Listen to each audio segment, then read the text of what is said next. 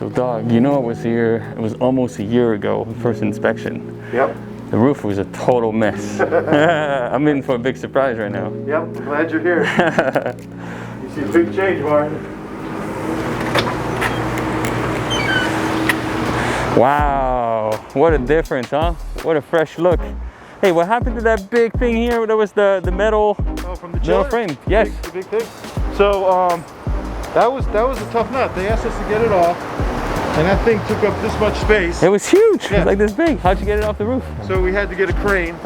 Had to crane down here. Well, first we had to coordinate a lot of things. We had to get a welder here to look at what it would cost and how he could do it.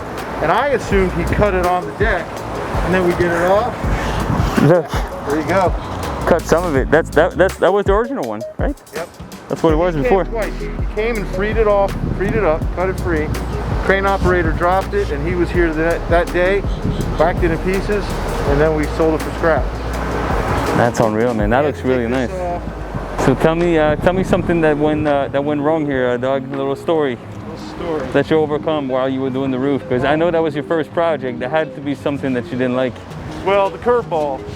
Well, the first curveball was the passive solar water.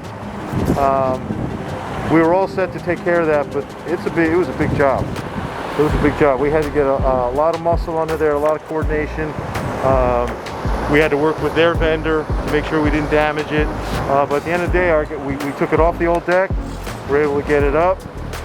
So you got it up, you changed how was it? Was it fastened down? Like how would you get it up in the end? So that metal was just drilled into the old mob bit, which was a little scary. Yeah. You know, it just screwed right in, and we're lucky. Roof penetration everywhere because of the bolts. Yeah. So you took it off, looks like 2x6 treated, 2x6 membrane, yep. so there's no more penetration in the roof? No penetration, anymore? it's just gravity. Awesome, man. And this thing's been through a couple hailstorms. I mean, that's pretty solid, and you know, it's not going to move from wind. It's solid, full of water. It's real nice form because they get free hot water. But nice. the other thing that was a challenge was this shed. Let's look at it. Sure. Hey, before we get there, Doug, what I like about this roof, man, you have a lot of drains. Did you guys install more drains? Was it like this before? Do you have a lot of drains to get the water off? Yeah, no, we just we did retrofits on all.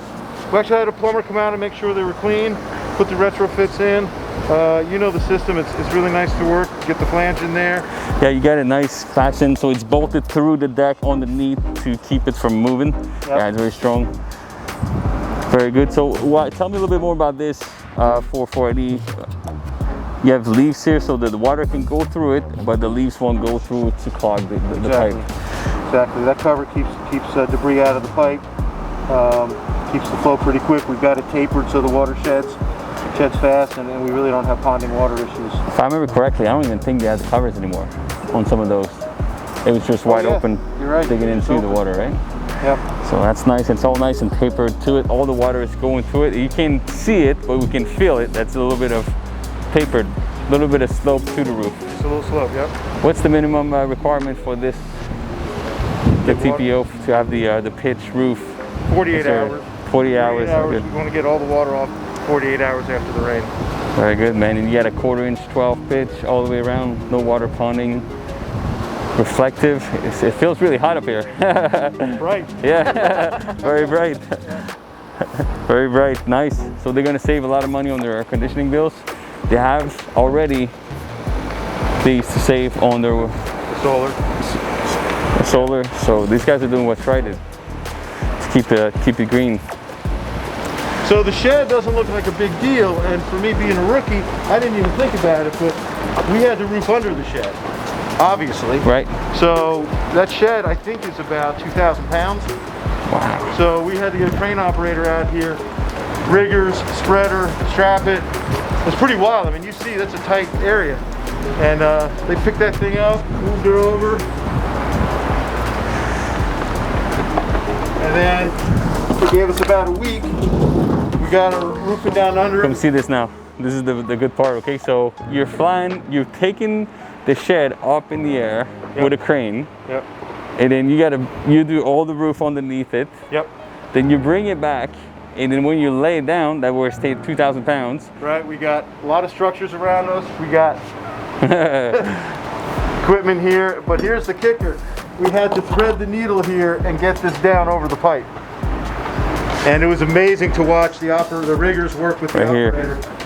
So he had to fit the pipe through with the crane to be right over where the existing pipe was. Yep. It's an art form. Yeah, that was cool, man. Oh, and here's the thing I really wanted to show you. I remember this view. Wow. Nice.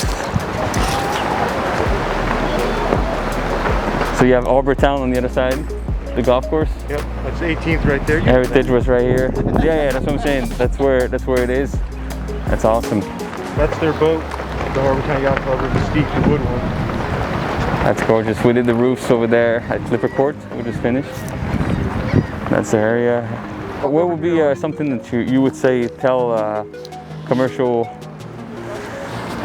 owners that something to look for? Let's say like a project like this, nobody's looking at the roof, right? Everybody's on the ground. They don't know what's going on the flat roof, especially shingle roof. You can see from the ground, metal roof, but flat roof. Any recommendation or suggestions? Well, yeah, I mean, you hit the nail on the head. It's out of sight. It's out of mind. Luckily, a roof like this, they got a walk-off and they can see sometimes. But you know, if you don't have a walk-off on your flat roof, the owner probably never sees it. And whether it's me getting up there and doing a photo report with our Acculinks, or I don't know if you know, we got this guy Niall who flies drones. He's okay. Get him and those pictures that Niall takes with the drone, the resolution, the angle, what he can get for us, and you know, again, a property owner hasn't seen their roof in a year, and to be able to show them this is what your roof looks like, and give them a record that they can keep and have for insurance purposes if and when they do have a damage up there. It's just, you know, look at your roof, inspect it. Even though we you know, this is pretty new here, we got to keep up on and keep it clean. Otherwise, drains might get clogged. And then we see, I think you showed me a picture of the Flir. You flew the Flir at night, so you could see the thermal imagery over it. That's so another service. There was a lot of leaks here. There was the guy Brian was just talking about this, right? He had 5 or 6 leaks. It's some wet insulation, and I'm glad you brought that up. So, with the drone technology, as you know, because of the when you get some water leaking in your membrane and getting in your insulation, you can't see it, but it's there, and it's going to start to be a problem. So you walk, you do an inspection, we look fine, but the beauty of the drone and the infrared is when that water's in the roof deck and when the sun goes down, the roof gets cool. It's been heating up all day, it cools off real fast, but that water, because of the density of the water, holds the heat a little longer. And because of that, when we fly that drone at sunset, the infrared will pick up changes in temperature. Yeah. So that warm water underneath pops up, and what wasn't visible during the day to the naked eye, we see, and we know exactly where to cut, we know exactly where to dry. We can show a property owner, hey, this is an area we got to look at. That's awesome, man.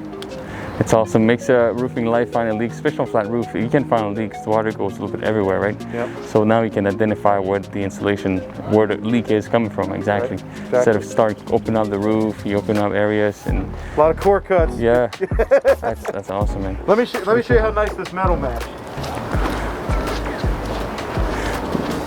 So this was your first roofing project, Doug. You come in the hospitality industry. That's you know, a big transition. What was something you learned here that you didn't think about that was into the roofing industry without knowing it? Like, oh my gosh, I never thought about that.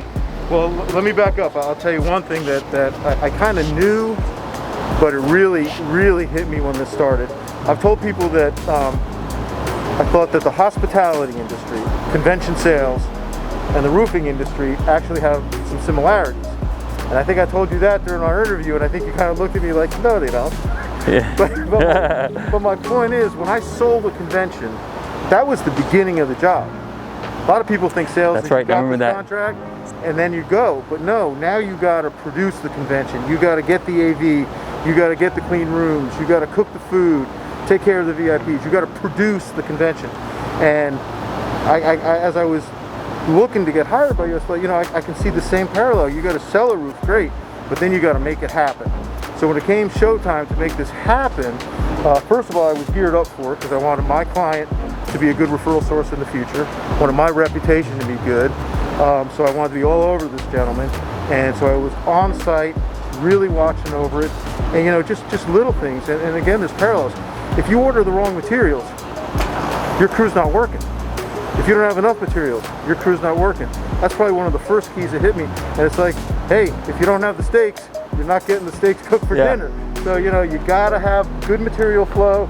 On this, I had the welder, I had HVAC people, I had a forklift delivered, I had a dumpster delivered, I had a crane here, I had the solar hot water heater guy. So I really had to get a timeline and manage all these contractors and be big picture and be a week ahead of the game. I think that was also, you know, be a week ahead of the game and making sure everything flows right. That's awesome, and it reminds me of a story. I heard this guy say it's like running a triathlon, right? You're doing a triathlon, you have swimming, you have running,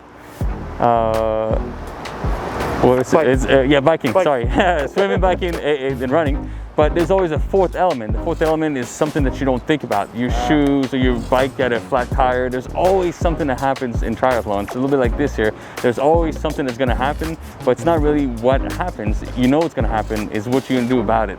You know, you're gonna run out of membrane, something's ordered, the membrane rolls off, it's not the quality you wanted, or the coping doesn't fit as well. There's always something that we need to adapt for because it's not always perfect. Right. That makes a big difference. Well, and as we in our training talk about, we're here to solve problems, and how we adapt and move forward and don't let it crush us. Just go and smile at the client and let them know everything's going good. And be available, man. And you crushed that for sure. I think that was one thing that I saw about you in your interview, and knowing you for a long time, is that you're always about the customers, the obsession with the customer, whatever you need to get done so you can satisfy them. And that relates to probably every business, really. Any type of, it's not just in the roofing industry or construction industry or hospitality, it goes across the obsession with customers. You definitely get that, and I love that. Love that about you for sure, man. That's awesome. Remember, I was really nervous about the color on the metal? Yes. You suggested where that turned out good. That looks awesome, man. That looks perfect. That looks perfect, really. That came out nice. Yeah, the red? Yep. How many sample colors did you bring up here? Oh, 4. 4. To get the right one, right? Yeah. That turned out really good, man. Very nice color. Awesome. Little fist bump. Crushed it, baby. It was awesome, man. Congratulations, your first roof. You nailed it.